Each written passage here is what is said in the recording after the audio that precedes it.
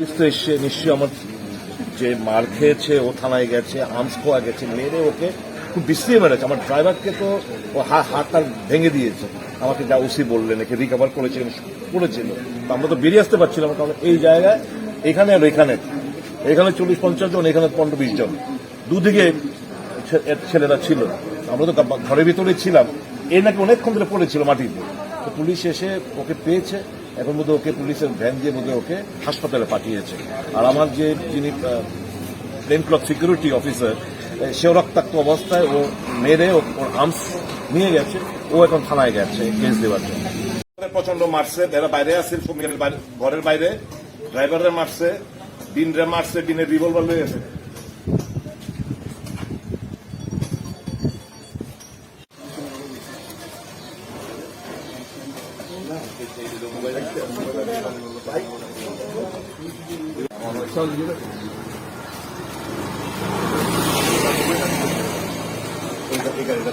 গাড়িটা একটু আছে, আশিবাবু আইসে, পুলিশ আইসে।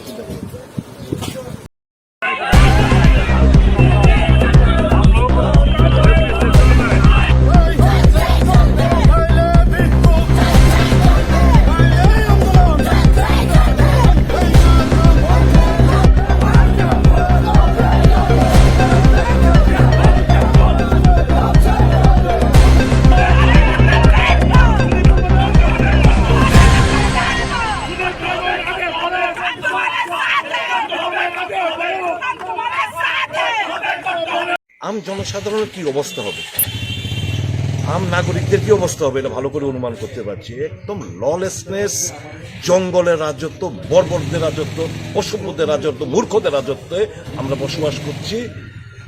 জনগণকে এগিয়ে আসতে হবে এবং এটা ছাড়া এদেরকে শাস্তি করা যাবে না।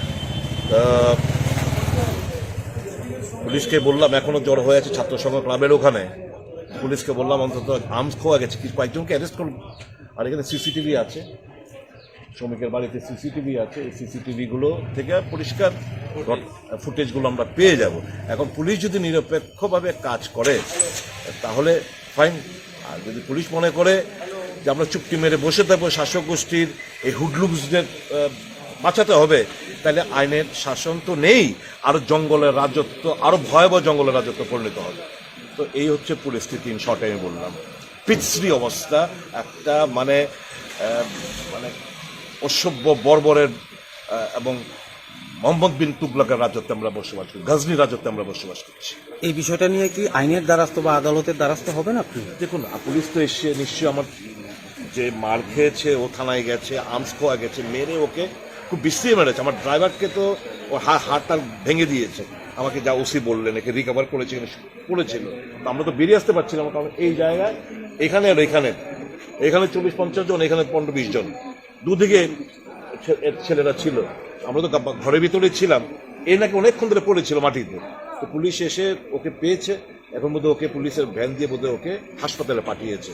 আর আমার যিনি প্লেন ক্লথ সিকিউরিটি অফিসার, সেও রক্তাক্ত অবস্থায়, ওর মেরে ওর আর্মস নিয়ে গেছে।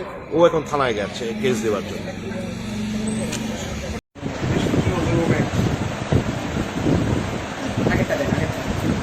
প্রথম থেকে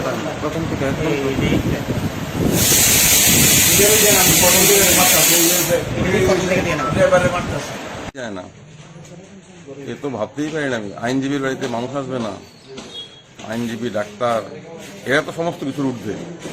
যুদ্ধক্ষেত্রেও তো ডাক্তাররা, আইনজীবীরা সমস্ত কিছুর ঊর্ধ্বে। আইনজীবীর বাড়িতে কেউ এলে আক্রমণ করতে হবে এইভাবে, এ তো ভাবেই জানি আমরা কোথায় আছি। আমি তো এই ধরনের পরিস্থিতি কল্পনার অতীত। কি হচ্ছে এগুলো প্রশাসনের সামনে, এত সাহস কি করে পায়? এটা কিন্তু আইনজীবী হিসেবে আমিও চিন্তিত। তো আমার বাড়িতে কে আসবে না আসবে তার উপর নির্ভর করবে আমার বাড়ি অক্ষত থাকবে কি থাকবে না। আমার বাড়িতে কেউ এলে আমারও দায়িত্ব তার নিরাপত্তা দেওয়া। স্বাভাবিকভাবেই আমিও চিন্তিত। এটা এখন আয়ো না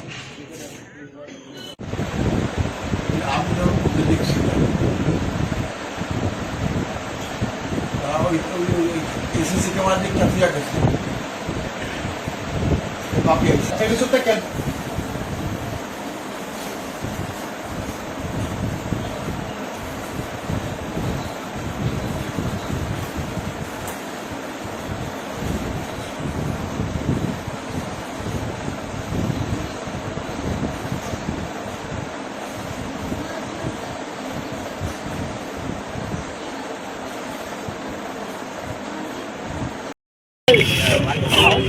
আপনারা জানেন সুদীপ রায় বর্মন এবং আশিস শাহ মহোদয়রা আমাদের কংগ্রেস দলে যোগদান করার পর কংগ্রেস দল শক্তিশালী হচ্ছে এই দেখে বিজেপি ভয় পেয়ে গেছে। বিজেপি বারবার আমাদের যোগদান সভায় আক্রমণ করে, সুদীপ বাবুর উপর আক্রমণ করে, আমাদের নেতৃত্বের উপর আক্রমণ করে। এবং আপনারা দেখেছেন আজ থেকে 2 মাস আগে আমাদের কংগ্রেস ভবন সদর কার্যালয়ে ওনারা আক্রমণ করেছে। এর থেকে বোঝা যায় সুদীপ বাবু উপর বিজেপির ভয় তারা করছে। এই ভয়েই সুদীপ বাবুকে ওরা আক্রমণ করার চেষ্টা করছে। কিন্তু বিপ্লব বাবু জানেন না, সিপিএম 25 বছর সুদীপ বর্মনের কণ্ঠ রোধ করতে পারেনি। আর অপরিপক্ক বিপ্লব দেব সুদীপ বর্মনের কণ্ঠ রোধ করতে পারবে না। আর সুদীপ বর্মনের পাশে এই রাজ্যের সকল অংশের যুব সমাজ, নিপীড়িত বঞ্চিত সকল অংশের মানুষ সুদীপ বর্মনের পাশে আছে। কারণ অসহায়ের একমাত্র আশা এবং ভরসা সুদীপ রায় বর্মন। আমরা আজকে ত্রিপুরা প্রদেশ যুব কংগ্রেস এবং মহিলা কংগ্রেস, প্রদেশ কংগ্রেসের নেতৃত্বে সবাই আমরা আজ পশ্চিম থানা ঘেরাও করেছি। সুদীপ বর্মনের ড্রাইভার এবং ওনার পিজির উপর আক্রমণকারীদের অবিলম্বে গ্রেপ্তার করতে হবে, নতুবা ত্রিপুরা প্রদেশ যুব কংগ্রেস বৃহত্তর আন্দোলন করবে আগামী দিন।